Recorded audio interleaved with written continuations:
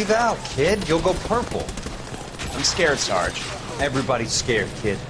Anyone who says he isn't is a damn liar. How many times have you been in combat, Sarge? I was with Raider Battalion on Peleliu my first time. Was it bad? It's always bad. Will this be bad? As bad as it gets, kid. But you stick by the Marine next to you, and he will stick by you. So, some of the guys, they aren't very friendly, Sarge. They've lost a lot of their friends in the last couple of days, kid. They think if they don't get to know you, that they won't have to grieve for you if you get killed. They're wrong. It doesn't work that way. Don't worry. No Marine in this company will let you down.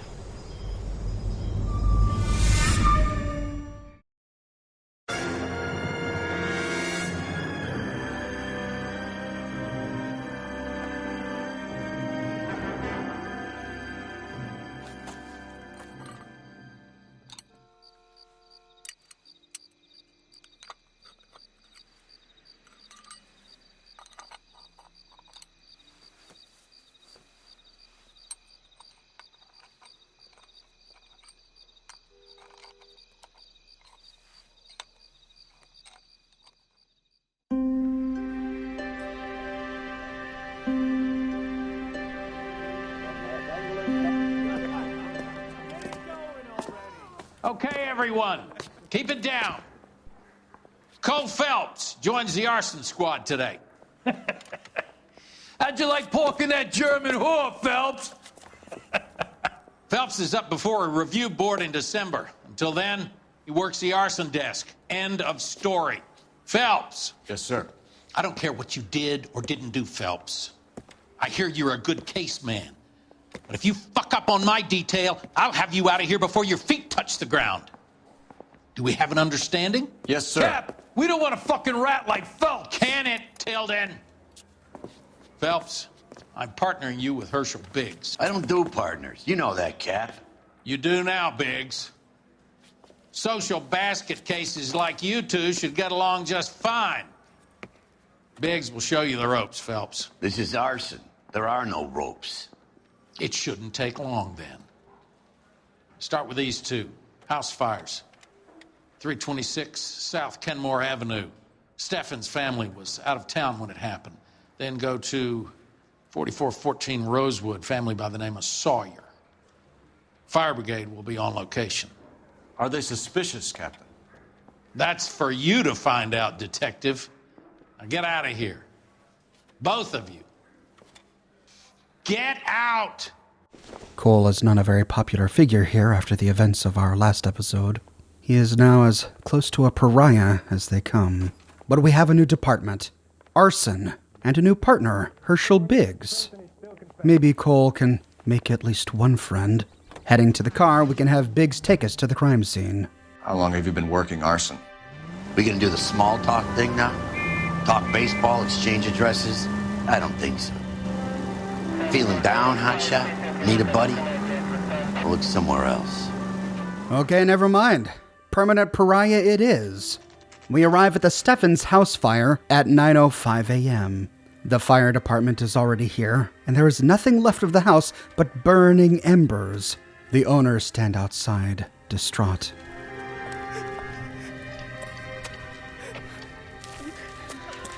There isn't much left. There never is if the job's done properly. You think it was deliberate? Nah, that's real pain in her face. They would have moved out the things they care about if this was insurance. There's no mileage in this. Hello, Mike. Hey, Hirsch. Cap this one. Yeah, Mike Brannigan, Cole Phelps. It's okay, Brannigan. His name may be dog shit, but there's none on his hand. No offense, Phelps. None taken. Do you have anything? The fire started late last night. Steffen's family at Catalina Island. Won some kind of competition. Looks like the only thing they ever won in their lives. And they come home with us. I'd say they were pretty lucky, really. They don't have any insurance. Everything they own, including the house, is not a pile of rubble. Where are they sleeping? In the car.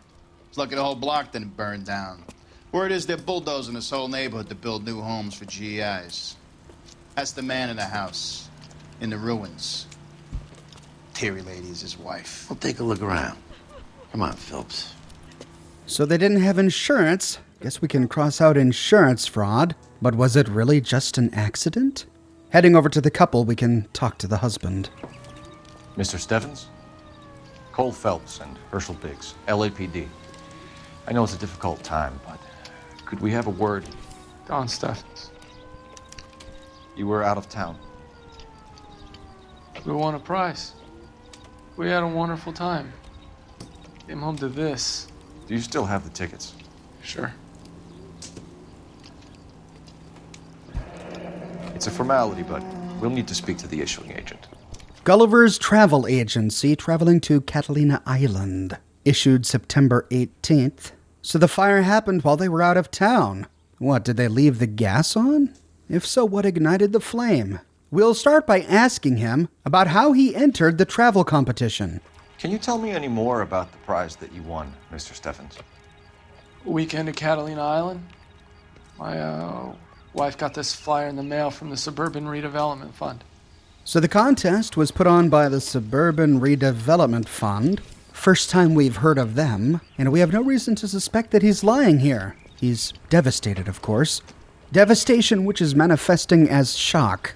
All we see behind those eyes are the gears turning. How is he going to pick his life up from this? What will we do next? He's telling the truth. Did you enter any kind of competition? My wife filled in a flyer. This lady just rung up and told us we won. It's the first time I ever won anything. All right, so his wife filled out the flyer, entered them in the contest. Perhaps he can tell us more about this Suburban Redevelopment Fund. The Redevelopment Fund. Did they offer to buy you out? They're building new houses. They showed their money and most of the neighborhood just packed up and walked away. But I never bargained with them. So he didn't want to leave. He liked it here. The only one of his neighbors to not take the money. And then this very same fund sends him on a trip to the Catalina Islands, and while he's away, his house burns down? There's something really fishy about that. And I think Don here might think so as well. He's not at ease as he was earlier. Now he has crossed his arms. His facial expressions are the same, but it's the crossed arms and the fidgety movement that makes us think that he might know more about this. We'll play bad cop. Everyone else is selling, but you're the holdout, aren't you? I was the last. I thought I could hold out for a better price. My house is the center lot. So now you have to take the price regardless. Looks like it. I've got no choice. I have to put a roof over my family. That's all we need for the moment, Mr. Steffens. All right.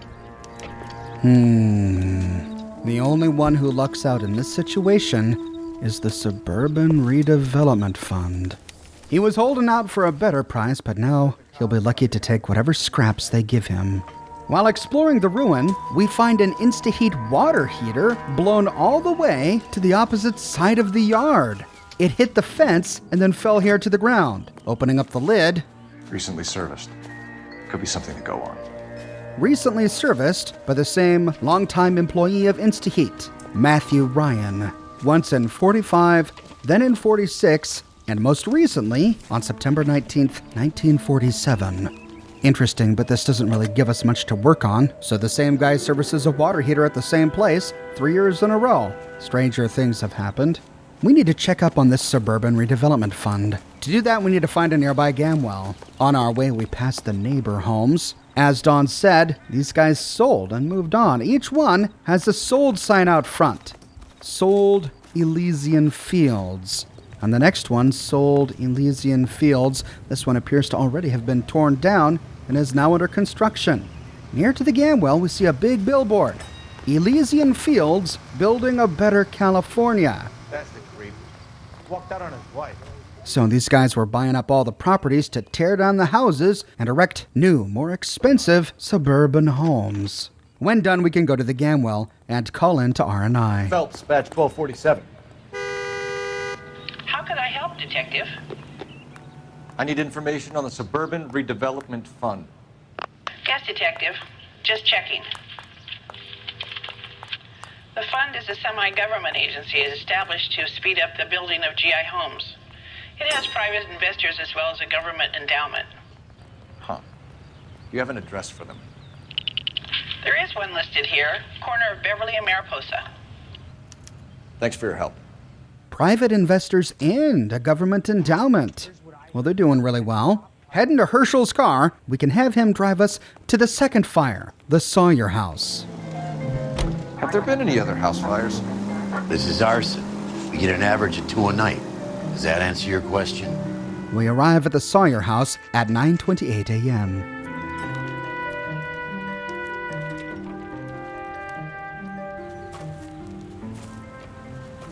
Hi, Albert. We've caught this case. Hey, Biggs. You have a partner? What gives? This is Cole Phelps. You may have read about him. Oh, now I get it. Hello, Phelps. Welcome to the netherworld of Arson. Family of 4 found dead in their beds. Heater explosion. Hey, another one. Looks that way. Insta-Heat Model 70. Before you get excited, we get a couple of water heaters a month go bang. Take a look around the yard and see what you can find. Yes, but 2 water heaters in one night, and they're both the same brand Insta-Heat? But the owners weren't so lucky as to be away this time. We find Carruthers examining the victims' corpses in their front lawn. Mal, You gonna stick it out, Cole? I'm gonna try, Mal. What have you got? Family by the name of Sawyer. Mother, father, and 2 kids. All in bed from the looks of it. Oh, I'd say carbon monoxide poisoning. The burns are superficial. Time of death? I'd say about midnight. Anything more exact will take some time to determine. Lynch tells me this has something to do with a faulty water heater. Could be. There's been a spate of problems with a particular brand. I've got another angle in mind. You care to elucidate, Detective? This is a murder and not an accident. Sharing information has helped us solve quite a few cases together. I need something concrete, Mal, before the department gets wind of it. I'm in Arson for a reason. I feel sorry for your wife and kids, Phelps, not for you. But you're a good case man. One of the best I've ever met. I'll help in any way I can. Thanks, Mal. I'd say that's firm but fair. Examining the corpses. How about the insurance companies write these incidents up as acts of God? If this wasn't an accident, we'll make sure they pay. While looking for the water tank, we find bits and pieces of it scattered all over the lawn. One piece stands out in particular. Hey, Biggs! Is this significant? Regulator valve. Good find. Detectives? This is the next door neighbor. Detective Phelps, can you help? They were supposed to be going away. They won a trip somewhere. But little Henry got sick, so they had to cancel. What are the chances? Do you know who ran the competition? Gulliver's Travel, up on Santa Monica Boulevard. Thanks. You've been a big help. Phelps, the guy across the street. I've seen him before. He likes fire. Hurry, you can still catch him. As soon as he spots us, the looky-loo flees. With that hunch, we race after a suspected arsonist. Stop! LAPD! We got an ID on this firebug. Stop right there. Through a diner and across the street, we chase him into the garden of a nearby house. Oh, bush in the way. We tackled him. What's your name? Herbert Chapman. So you like fires? Some. Watching them or setting them? I don't want any trouble. Turn out your pockets.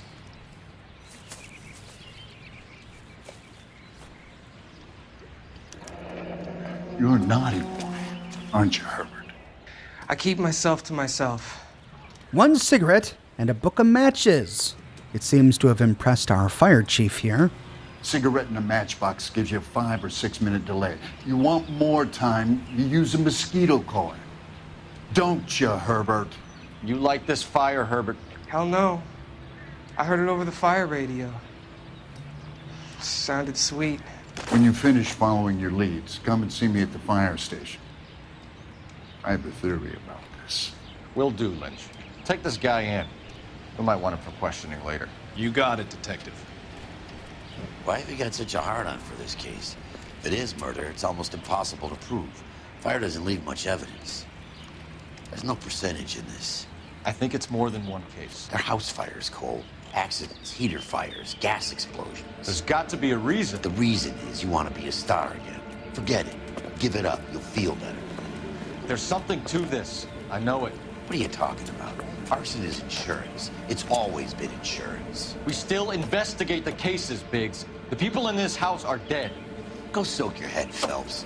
This hero business is a full-time obsession with you. I'm gonna make this case. I'm gonna rub the department's nose in it. Help me or stay out of my way. You got it? Maybe Cole is doing this to redeem himself, but Biggs is way out of line. There is genuinely something suspicious here. 2 house fires caused by the same faulty water heater, InstaHeat, and the families living in both houses had recently won trips to luxury locations. Coincidence? Maybe. To figure this out, we'll pay a visit to the Gulliver's Travel Agency. We arrive outside at 9:43 a.m. Detectives Phelps and Biggs, LAPD. John Cunningham. Can I help you, gentlemen? We have reason to believe that the Sawyer family of 4414 Rosewood Avenue recently won a competition run by your company. Yes, I remember them. They called up to cancel at the last minute. One of the kids was sick. Very unfortunate. Do you mind if I take a look at that?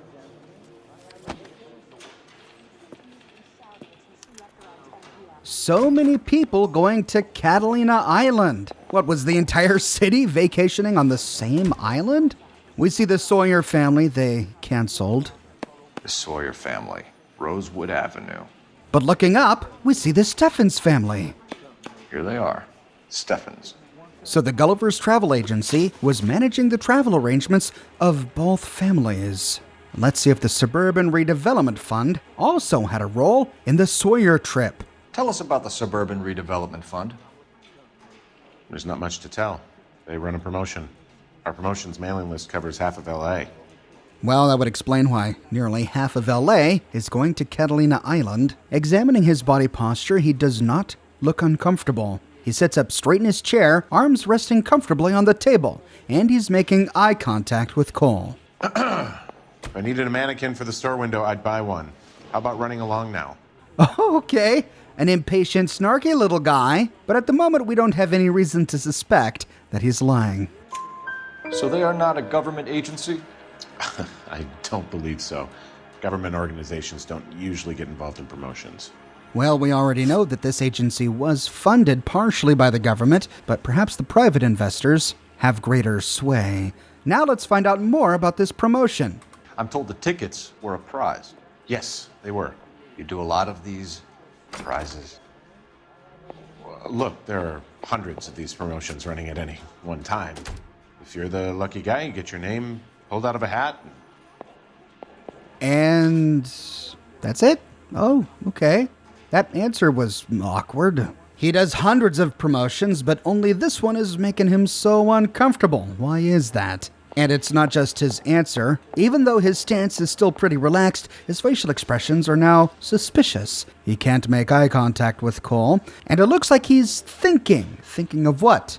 Trying to predict what Cole will ask next? Coming up with answers beforehand? I can see why cops never take holidays. They stand around all day with their minds on vacation. Oh, and a twofer. Man, this guy's all about witty remarks. Well, we don't have any evidence that he's lying to us, but his behavior gives us reason to doubt his story. While the Sawyer family were supposed to be at Catalina Island, their house burnt down. You consider them lucky? Christ. I'm sorry to hear that. Can you tell me who offered the prize won by the Sawyer family? Sure. Look, there's supposed to be some sort of supervised draw with hundreds of tickets. But the reality is the Suburban Redevelopment Fund calls me every couple of weeks and tells me exactly who has won. Thanks for your help. No problem. I just wish I could do something for that family. You could put round the hat. A few bucks would really help them now. I suppose so. Good. I'll put you down for 50. I could tell you were Samaritan the minute I walked in the door. 50? Are you? Good man, Cunningham. You're all right. Yeah, I'm great. Poorer, but great. Well, that was kind of Cole and Biggs. Coerced donations. And we learn that the drawing was fixed. The Suburban Redevelopment Fund handpicked both families to win. And both families have their homes burned down. Our evidence begins to mount. It's time we paid a visit to the Suburban Redevelopment Fund. Let me guess. You want to check out the Suburban address? Great partners must think alike, Herschel. We arrive at the address, but we see no sign of the Suburban Redevelopment Fund. This is the Elysian Fields development site. We arrive at 11:20 a.m. This is supposed to be the registered offices of the Suburban Redevelopment Fund. This is an Elysian housing development, Mac. So Elysian is an investor in the redevelopment fund. Looks that way. Are we done here, Mac? I've got work to do. Sure, buddy. Thanks for your help. Elysian are investors in the Suburban Redevelopment. So what? If you think I'm putting my pension on the line and harassing Leland Monroe without evidence, you're out of your mind. So the Suburban Redevelopment Fund has no address. It almost starts to sound like some sort of shell fund. Elysian Fields, the same company that bought up all those houses, appears to be one of their biggest investors, if not the primary one. Heading into the office, we see a bunch of people working, and on an empty desk, we see a scrap of paper. So Elysian Fields builds the houses, while the Suburban Redevelopment Fund foots the bill. To Frank Osterman from Leland Monroe regarding budget and supply. Daily reports and requisitions must be addressed Suburban Redevelopment and submitted in triplicate. Failure to submit dailies is grounds for dismissal. Incorrectly filed supply requests will be ignored. Why was Leland Monroe so concerned that everything out of here was labeled Suburban Redevelopment? Well, our trail goes cold here, so heading back to Big's car, we can have him take us to Fire Station number 32. Lynch says we should visit him at Fire Station 32. Who exactly is this guy, Lynch? Lynch is a legend. You should feel privileged. He doesn't let many people into the inner sanctum. Keep your mouth shut, and you'll learn something about fires. The inner sanctum of a fire department. Okay, exciting stuff. We arrive at Fire Station number 32 at 11:24 in the morning. We came as soon as we could. I swear, this town is going straight down. Lynch. Biggs, you two investigating the house fire on Kenmore Avenue as well? Yep. Why? I had a look around the place while I was out there. Do you believe the fire? I deal in facts, Phelps. Evidence of an explosion. No obvious sign of accelerants. Wiring looks intact. Come and take a look at this. This the heater from the Sawyer fire, Al? Yes, it is. Huh. Looks like it was recently serviced. I have a theory, and it's a theory only. I don't have enough evidence to prove... Al, if you say it's so, we're listening. Okay, Phelps. You're a bright penny. You have a gas supply. You have a Bunsen burner as a pilot light. You have a regulator valve, and the balloon represents the gas expanding in the room. Now, the gas has to make contact with the mosquito coil to form an explosion. Let's see if you can work out the chain of events. Oh, okay. Looks like it's science experiment time. Well, let's put this piece here and that piece there. Yeah. This one there. No. Yes. Let's turn it on.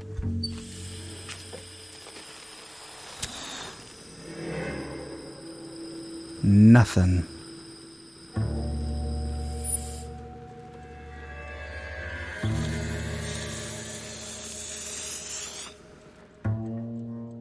Come on, Phelps. You need to get the arrangement right before we can reproduce the results. So if the balloon is the expanding gas in the room, well, it has to be ignited. That must mean that it needs to be closer to the mosquito coil. The gas bubble needs to be next to the coil if it's going to ignite. Bingo. Put the regulator valve here and... Good, your regulator's in position. Okay, I'll light your pilot and turn the gas on. You pull the lever on the left to turn on the gas.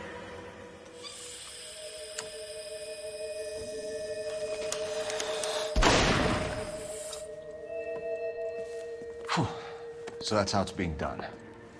Maybe. There could be a fault with these valves. I've adjusted this one for our experiment, but you need to take it to InstaHeat and see what they say. Their headquarters is on North Harvard Boulevard, number 262. Thanks, Albert. You're welcome, Biggs. See you at the next show.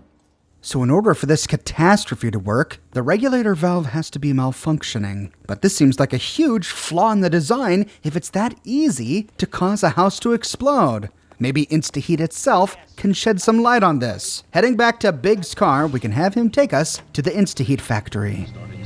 Show? The next fire. We should go to the factory and see how many of these things are going bang in the night. You know this Chapman character? Guy's a freak. Loves fires. He's the kind of guy that we'd like for a lot of things, but we don't really have any credible evidence to pursue him with. We arrive at the InstaHeat factory at 2:40 p.m.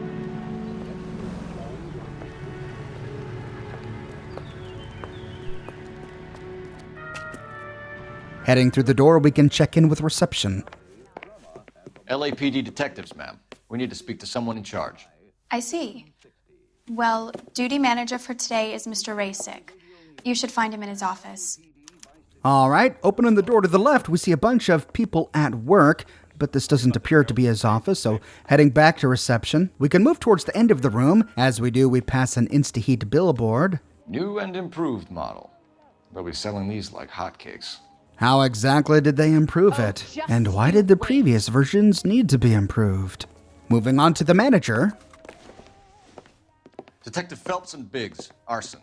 We're investigating a couple of house fires. What can you tell us about this? Pressure regulator from a Model 70. Let me take a look.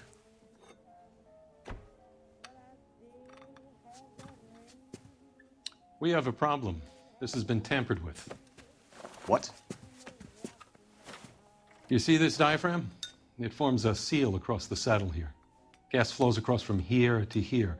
The diaphragm regulates flow. It's been reversed. It's a subtle change, but it means the gas never closes off properly. So you're telling me that this is not a manufacturing fault or service repair? I don't think there's anything inherently wrong with the design. Except for the fact that anyone who knows what they're doing can easily tamper with it, sabotage it, and cause a house to explode. Something which may be keeping him up at night. He doesn't seem particularly comfortable to be sitting here. It's his face. He winces. He shifts in his seat and then grimaces a little bit. He is making eye contact with Cole, but because he looks in pain, we'll doubt his story. You're telling me that you've never had any problems with this heater? Look, we've changed the design since the Model 70. These things are still being installed? It's the demand.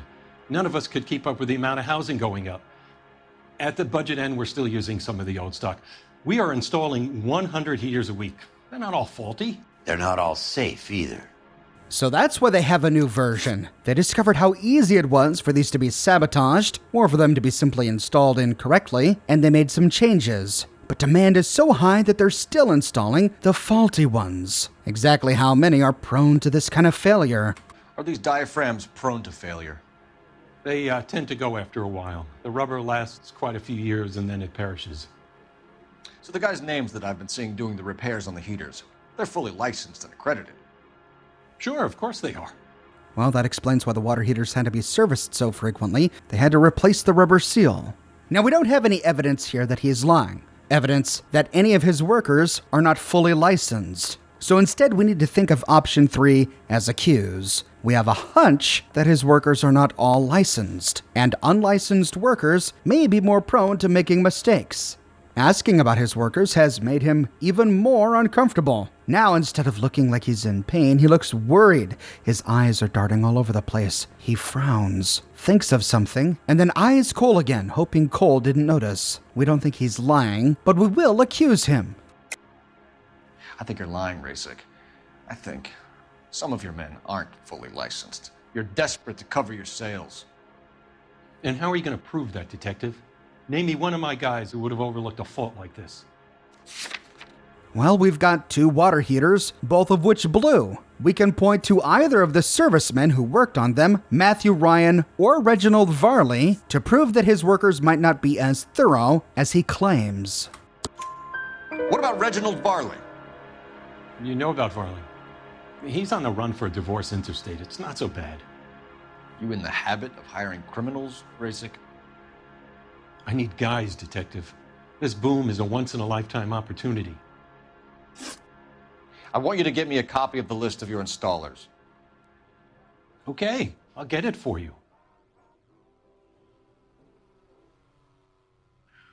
There, around a dozen of them. Housing business is going crazy at the moment. This is a long shot. We are not going to roust that whole list. I want to run it by R&I, cross-reference for arsonists. See if any of these guys have any previous. Sir, I need to use your phone. Go right ahead. Now that we've taken down the list of names and numbers, we can use the nearby phone to call into R&I. Operator, give me R&I. Putting you through now. Only movie stars have things Phelps, like that. badge 1247. How could I help, Detective? I need to know if any of the following names have a previous criminal history. Okay, Detective. Run the names. Acevedo Ernesto, Clemons Walter, Elgram John, Gable Leroy, Kelligrew Peter, Cutner Robert, Limehouse Albert, Manning Franklin, Neves Raymond, O'Brien Thomas, Ryan Matthew, Spurgeon William, Varley Reginald, Zurich Stephen. Clemons Walter. Previous conviction for arson and malicious damage. Burned down a house in Westwood in 1942. 4-year jail term. Thanks. Ryan Matthew. Charged for contempt of court. Attempted murder. Plea bargain down to assault charge. Anyone else? There is a Reginald Varley wanted for murder by Detroit Police Department. Thanks. You've been a big help, young lady. Going to church doesn't make you any more Christian than Your standing employment in a roster garage is quite the rogues gallery, Mr. Rasic. Desperate times indeed. Wow, we have uncovered quite a cast of characters. Do you have an address for Clemons? He's working on an apartment building on Catalina and 3rd. What about Ryan? Currently working at a housing development on Normandy and 1st Street. Varley, where is he? Beverly and Mariposa, currently working on a new housing development. Hey, Varley's a good guy. You can't harass all my people. These guys have lockers. Yes, they do, but my men have a right to some privacy. Don't you need a warrant or something? Show him and keep quiet. Just a stern look from Herschel Biggs, and the man's will crumbles. I love it. I swear, this town is going straight to hell. Here. Happy now? Stick around, Mr. Rasic. All right, to inspect these lockers, what can we find? Starting from the left, we find Walter Clemons 2 down.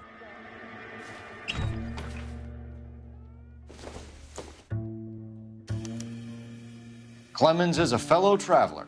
Law and Authority, an anarchist essay? Oh, are we dealing with anarchists here? Opening it up, whoa. Well, if you ever wanted to get indoctrinated. But is this enough evidence to prove that he's an arsonist? Is this how he embodies his anarchy? Continuing down the list of lockers, next we find Matthew Ryan. Oh, Susie, you are so bad. And wow, what a stack of propaganda. Some light reading on the merciless capitalist machine. 2 employees with this anarchist material. What are the odds of that? Ryan wants the world to be a better place, don't we all? Moving down, we find the locker of Reginald Varley, and wouldn't you know it? The company went through thousands of these in the war. Still got eaten alive. Moths kill, mosquito coil. Now, why would he need one of these to install water heaters? Damning to say the least. Varley has a problem with bugs. You know that a mosquito coil takes an hour to burn down, Rasic? No, I didn't know that. It's the favorite choice of ignition by arsonists.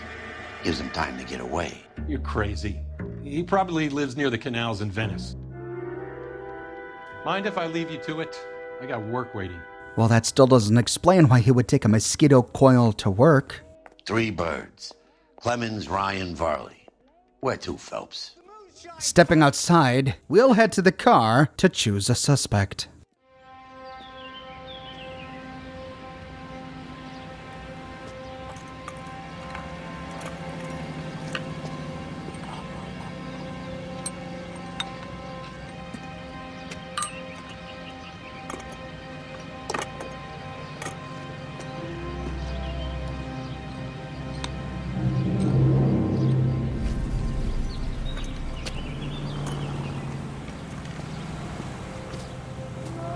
Looks like we don't have much time. All 3 of these guys are currently working on water heaters at houses.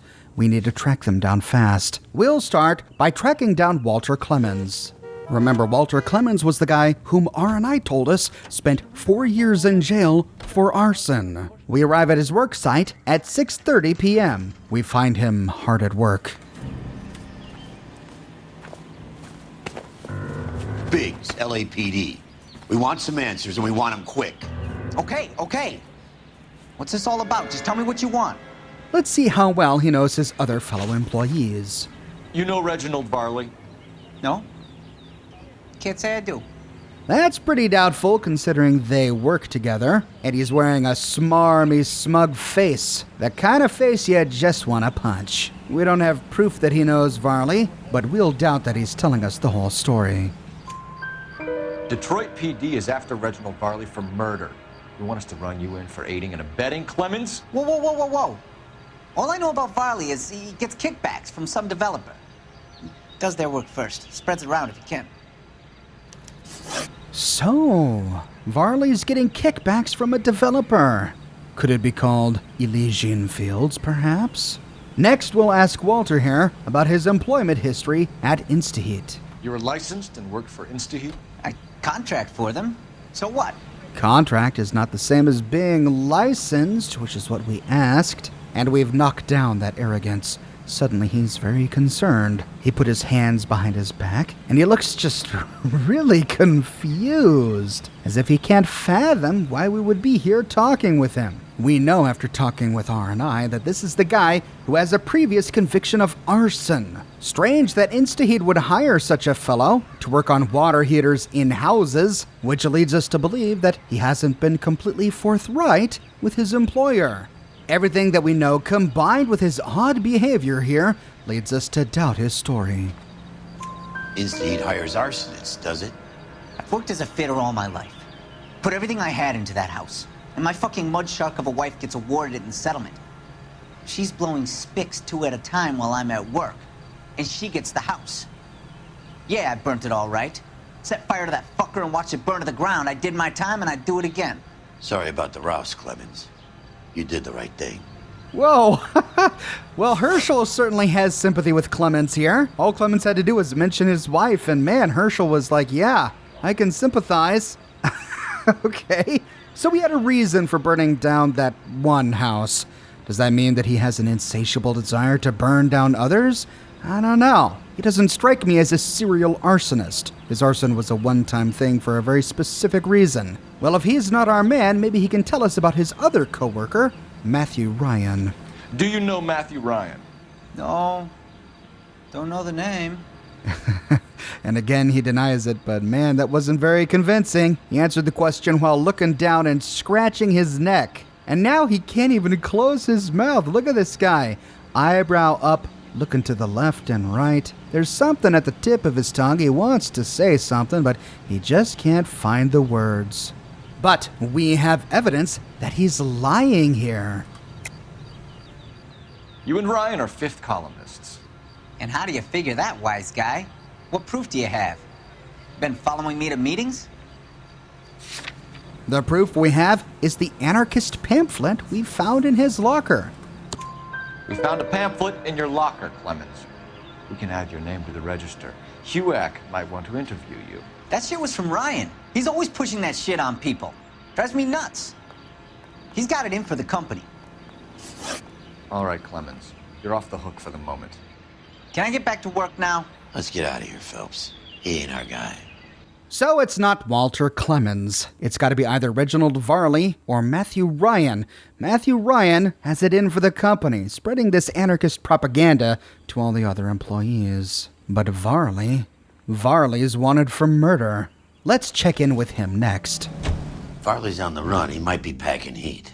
If he's wanted for murder, I say we take the doubt out of the equation and let him have it. You nervous? It's been a while. You were in combat. In 1917.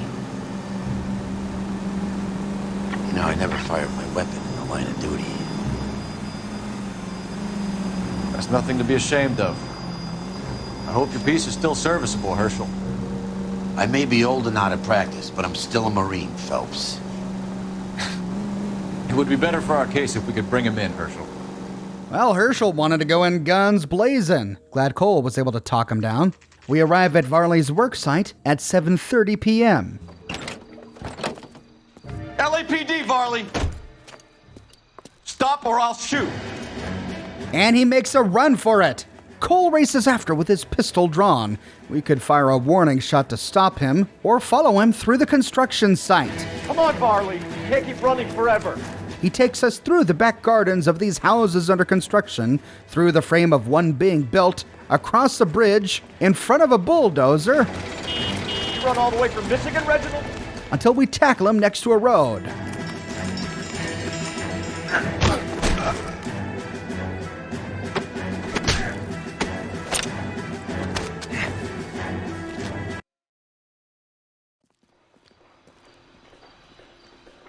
Why did you run from us, Varley? I'm gonna take a wild guess that you're the same Reginald Varley the Detroit police have an outstanding warrant on. How am I doing so far? I need a lawyer before I talk to any of you. Reginald Varley, you're under arrest for committing a series of arsons. You're also under arrest for murder. Detroit PD will be putting in a request for your extradition. Until then, you're a guest of the city. Arson? You can't hang that rap on me. Be quiet. Be thankful we don't shoot you. Are all the cops in this town crazy? Take him away, officer. Interesting. He doesn't deny the murder, but he does deny the arsons. If you were guilty of all of them, you'd think he'd deny the most serious charge, but he doesn't. We'll have to talk with him in greater detail back at the office, but we've got one more guy to track down. Matthew Ryan. Remember, R&I told us that Ryan was once charged with contempt of court, attempted murder, which he then used a plea bargain to get decreased to assault. We arrive at his work site at some time. I don't know, it didn't display it this time. And we find him hard at work. Are you Matthew Ryan? Who's asking? Detective Phelps and Biggs, Arson Squad. Arson? You heard the man. Let's just put this stuff in the car and I'll be right with you. Hold it, Ryan. I said... Son of a bitch. And we're driving again. Racing through the worksite, we can try to avoid these workers. Those are GI's backyards he's crashing through. The damage is only cosmetic. He's a one-man wrecking ball. Move in. I'll take out the van.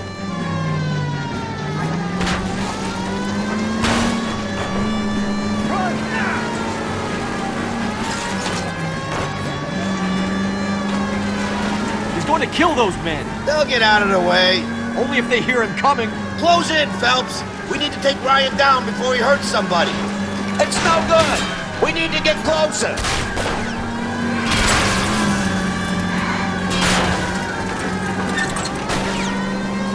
Enough games, Phelps. Take this guy out. Okay. One traffic stop coming up. He's got an arson-related assault charge, and he's running. Running don't mean nothing. We gotta get this guy in a room before we can get an angle on him. This man has got to be stopped.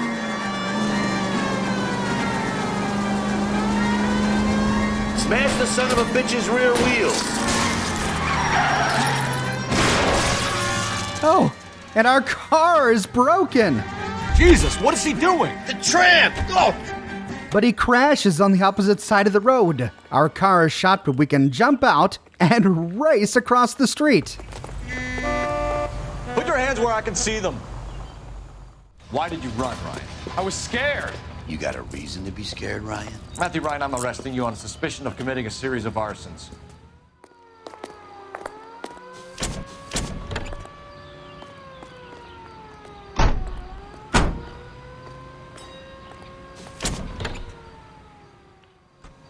We have 3 suspects. As much as I'd like it to be Chapman, I think it's one of the other 2 guys. Let's get to the station and close this case. Looks like we're gonna let Chapman go. Seems like hanging around a burned-down house with a pack of matches and a cigarette isn't enough evidence to convict someone of arson. We'll focus on the 2 guys we just picked up. We arrive back at the Wilshire Police Station at 7:30 p.m. I have 2 suspects. Phelps, you got nothing. Biggs, Ryan's waiting for you in interview 1. Varley's in 2. Hey, Hopkins, you practicing your asshole routine again? Come on, Phelps. That's okay. Cole doesn't need any friends, right? We'll start by interviewing Ryan in room 1. Save yourself some time and get this thing off your chest. If that's your opening gambit, you better try again. We'll start by asking him about all of that wonderful anarchist literature we found in his locker. So you want to change the world, Ryan? Yes, I do. So does every reasonable person.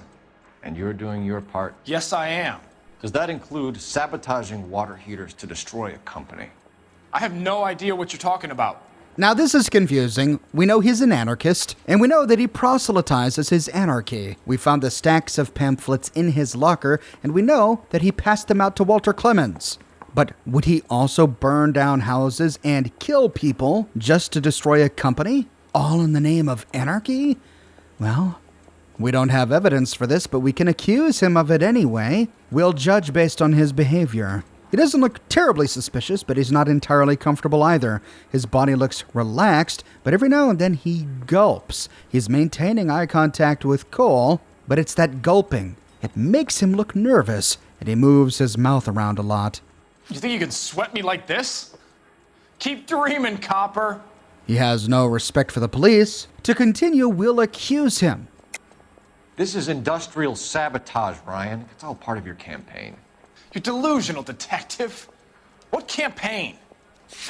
The evidence we'll use to accuse him of having an anarchist campaign is the stack of pamphlets we found in his locker. Your locker is full of pamphlets. Clemons told us how you were always foisting them on people. Sure. I spread the pamphlets. A guy has to do something. Insta-heat heaters break down every day. They're still peddling the same lousy design that they lifted from Hephaestus. Insta-heat bought out Hephaestus? Them, Vulcan, Pyro, and a bunch of other companies. And you still work for them? A guy has to work. And the directors of the company, how do you feel about them these days? You work it out. So he thinks InstaHeat deliberately installs faulty products. Well, after our interview with the manager, he may be right about that. He hates working for them, but he's got to make a living. He certainly doesn't love the company, but is he burning down houses to destroy the company? Let's see how much he knows about the InstaHeat Model 70. You know how to reverse a diaphragm in the regulator valve of a Model 70 heater? No, I don't. But from everything we've learned, reversing the diaphragm is pretty easy. So if this guy was installing the water heaters every single day, you'd think he'd know how to do that. And his body posture is giving him away here. He's leaning back in his chair with his arms crossed. Not a very comfortable position to be in. And he's still gulping big. We'll accuse him. If you know enough to do your job, you know enough to do that repair. You're lying, Ryan. And how do you think you can prove that? The proof is what we learned from the manager. He told us how easy it was to tamper with the pressure regulator. This is evidence that Ryan here is lying. Your boss at InstaHeat said that you've all been trained to do it. It's a common repair. Are you calling him a liar? Okay, so I know how it's done. But what would be the point? You just end up with a gas leak and then a small fire when you turn the pilot back on. And if you didn't reset the pilot and the gas spread, what was the cause of the fire in your own home, Ryan? I won't tell you. It's interesting that Cole knows about the fire Ryan previously lit. We weren't given that information when we called R&I. They simply said that he was charged with attempted murder. They didn't say that that attempted murder was by burning down a house, but somehow Cole knows that. At any rate, that was how he tried to murder someone, by burning down a house. Well, he doesn't want to talk about his own fire. Maybe he'll tell us about the Suburban Redevelopment Fund. What can you tell me about the Suburban Redevelopment Fund? Nothing. Now we know that Varley was the one who was getting kickbacks from the Suburban Redevelopment Fund, but our interrogation has already made this guy really nervous. Now his hands are crossed in his lap, and he's practically chewing on his lips, almost as if he's about to burst into tears. To get him to open up more, we'll play a little bad cop. I think Suburban is a front for your anarchist buddies. They're arranging for people to be out of town while you burn their houses down. Suburban?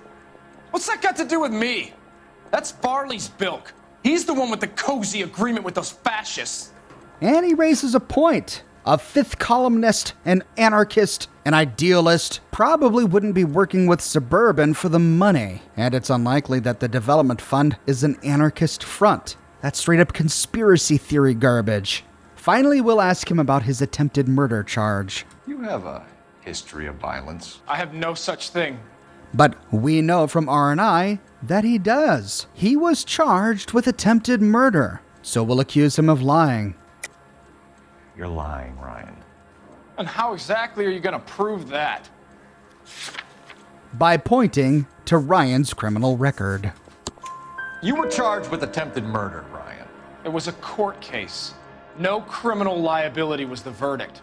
They said that they couldn't have known that the faulty heater installation would cause a fire. All I know is I lost my whole family. And the company that was responsible got away with it. What would you do? Which company? Hephaestus Water Heater Company.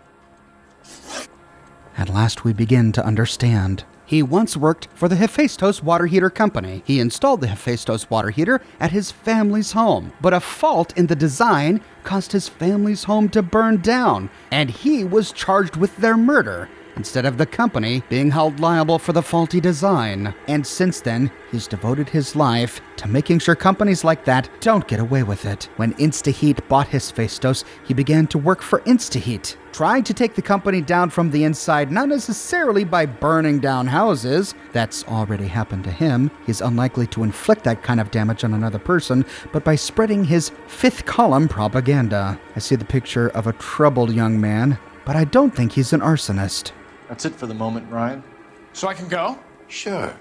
As soon as your red friends storm the building and carry you out, you'll keep your seat until we decide how long to lock you up for, knucklehead. But who knows? Maybe he'll become a more convincing arsonist after we finish interviewing Varley. I think Ryan is our man. But procedure says we eliminate all of the suspects.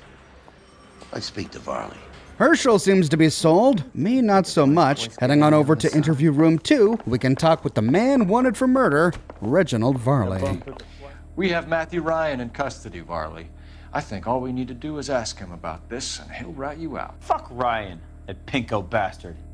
No love lost there. Well, let's start by asking him about the work he did at the Sawyer residence. Have you ever worked on a place on Rosewood Avenue? Family by the name of Sawyer? Maybe. I'm from out of town. I go where they send me. I don't do a lot of repairs, though. I'm flat out on new installations. Whoops. Made a bit of a lie there. He may have at one time been from out of town, but for the past several years he's been here. And we know he's done repairs on water heaters. So why is he lying? He also looks suspicious. Shifty-eyed. Chewing on his tongue. His tongue can't decide which side of his mouth it wants to rest in. Hey, buddy. Why don't you stand around some more while I sneak out that door? Oh, sure, sounds like a plan. Cole will just close his eyes and count to 10. But we don't need to be playing any games with this guy. We have evidence that he's lying. Why are you lying to me, Varley? If Suburban wants their new installations completed, why are you bothering with wrecks like the Sawyer house? So I'm lying just because I can't remember if I was there or not? How can you prove that I was? And Cole raises a good point. We know he's been taking money from the Suburban Redevelopment Fund to work on the water heaters for new installations. Why then is he coming back to houses to repair their old ones? The incriminating evidence we have is his name, listed 4 times as the service technician for the InstaHeat water heater at the Varley residence. Your name is on the inside door of their water heater. Okay. You got me there. Suburban, yeah, they wanted that guy out. Sawyer kept complaining about not being able to get his heater service, so they threw in a free service as a sweetener. I think he played him, though, because he still wouldn't sell. Varley seems to know all about the politics going on here, but he provides us with a likely explanation. If Suburban really did throw in a free water heater inspection, that would explain why he was there and why he tinkered with the water heater. But is that true? Or is he lying to cover up his sabotage? To find out, we'll have him tell us more about his cozy arrangement with the Suburban Redevelopment Fund. Word is, you're in the pocket of some property developer? Never.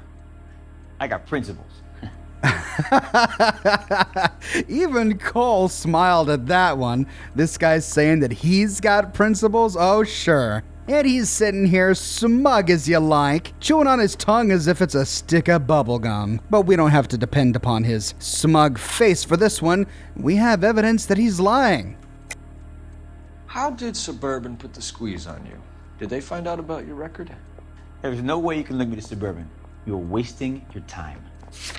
And that's where he's wrong. We have not one but two ways to link him to Suburban. First, the statement we got from Walter Clemons saying that he was in the pocket of the Suburban Development Fund, and the statement we just got from Matthew Ryan telling us the exact same thing. Either one is the correct answer.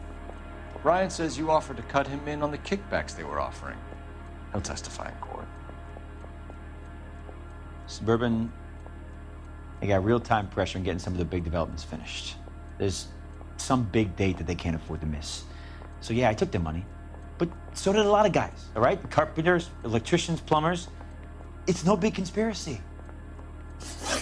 So Suburban is paying carpenters, plumbers, water heater repairmen to focus on specific houses. Houses they want finished quickly, or houses that are in the way. Speaking of houses that are in the way, let's see what Reginald knows about the InstaHeat Model 70. What would reversing the diaphragm of an InstaHeat Model 70 do? Yeah, I made that mistake before. You get a big bang when you turn the pilot back on. So you didn't deliberately sabotage the water heater at the Sawyer house? No, I did not. You out of your mind? So I guess we'll just take his word for it. He knows how to sabotage the water heater. He's even done it by accident before. He just said he's made that mistake. But we're supposed to take his word that he never did it to the Sawyer house on purpose. It seems like a strange claim to make from a guy who has a locker filled with mosquito coils. And he's looking incredibly guilty here. Gone is his smugness. He now looks disappointed with himself. Disappointed that he got caught. We'll accuse him of a crime. I don't believe you, Varley. I think Suburban wants homeowners who don't want to sell out of the way. I think you're out of your mind. Where is the evidence that I have done anything to contribute to this fire, huh? The evidence we have is the mosquito coil we found in his locker and his locker alone. That mosquito coil is an awfully long way from Venice or any other place where he would need one. Arsonists use cigarettes and mosquito coils as time delay fuses. We found an open box of mosquito coils in your locker. Whoa, hang on. Those things, they belong to Ryan, all right? He asked me to hold them because his locker's full of stupid pamphlets. I thought he used them for camping. Oh, and suddenly things become much more complicated. The guy who's our most likely suspect said he got them from someone else. But all we have is his word. This guy, he's a sleazebag, sure, but I don't know if I would make him an arsonist. He'll do things for a quick buck, but would he really burn down a house, kill a family of 4? If the mosquito coils really did belong to Ryan, then we can't make him for this. Now, we can accuse either Varley or Ryan of the crime, but if we accuse Varley, we get the bad ending to this case. Reginald Varley, I'm charging you with committing a series of arsons and for the murders of Hank Sawyer, Edwina Sawyer, Henry Sawyer, and Jessica Sawyer. I'm no cold-blooded criminal. I could never burn up a whole family in their home.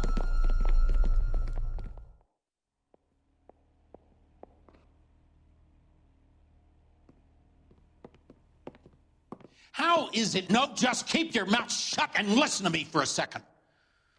How is it you can bring no less than 3 suspects into my station, conduct extensive interviews, sift through mountains of evidence with Lynch and Pinker, and still manage to charge the wrong fucking guy? I took a chance on you, Phelps. People said I was crazy, and you made me look like a jerk. You may not be much of an arson investigator, but I hear you're merciless on the beat. Get going. We can only get 4 stars, and the chief chews us out afterwards, so we'll back away. We're done for now. So what happens? You're either going back to Detroit to face a murder rap, or you're staying here to answer for these arsons. With our newfound knowledge that Ryan was the one who really owned the mosquito coils, we'll head back to interview room 1 and accuse Ryan of being an arsonist.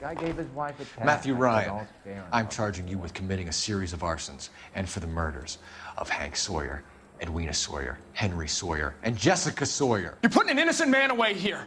You hear me? I didn't set any fires. I didn't kill that family.